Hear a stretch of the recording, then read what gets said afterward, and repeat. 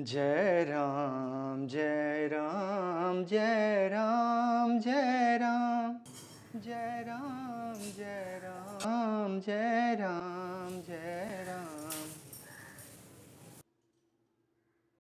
सीताजी कतऽ चलि गेलखिन? सीताजी बिनु राम किछु छथि? कहियो सीताराम सीताराम सीताराम जय सीताराम। ई बात हम सहमत नहीं छी।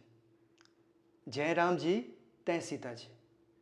कतौ सुनलियै सीताराज रामे राज कहल जाइ छै। आ वाल्मीकियो जी रामे जी के नाम पर रामायण लिखलखिन। कियाकि अहाँ पुरुष छी, वाल्मीकि जी सेहो पुरुष रहथि आ राम जी सेहो। एहि पुरुष प्रधान समाज में हमेशा स्त्री के अवहेलना होइत रहलै। जेना हम अहाँके दबा के रखने छी। से हम दबब तखन ने अहाँ दबायब। सीताजी चुप रहलथि तैं एते दुख सहऽ पड़लनि। आब हम मैथिलानी घोग में रहि अहाँ सभक नखरा नहि सहि सकैत छी। हमरा बड्ड काज अछि। अहाँ संगे ठाढ़ भऽ कऽ एते बात नहीं कऽ सकैत छी हम। राम जी छलखिन ने तैं सीताजी के इज्जत बचलनि।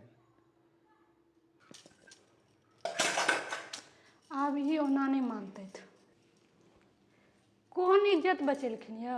परीक्षा पर परीक्षा लेलखिन आ तैयो गर्भावस्था में घर से बाहर निकालि देलखिन। मिथिलानी रहनि तैं, नहीं तऽ टीक नोचि लितनि। तैं आब पुरुष सब टीक रखनाइ छोड़ि देलक। स्त्री के कोनो महत्व नहीं। राम जी बड़ महान भऽ गेलखिन आ सीताजी नीच। आइए हिनका पता चलि जेतनि कोन बाँसक दाह भेलै।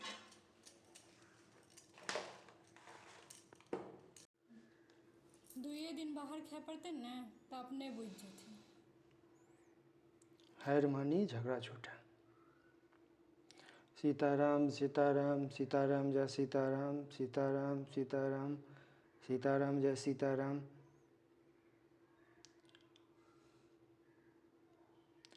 सीताराम सीताराम सीताराम जय सीताराम सीताराम सीताराम सीताराम जय सीताराम सीताराम सीताराम सीताराम जय सीताराम।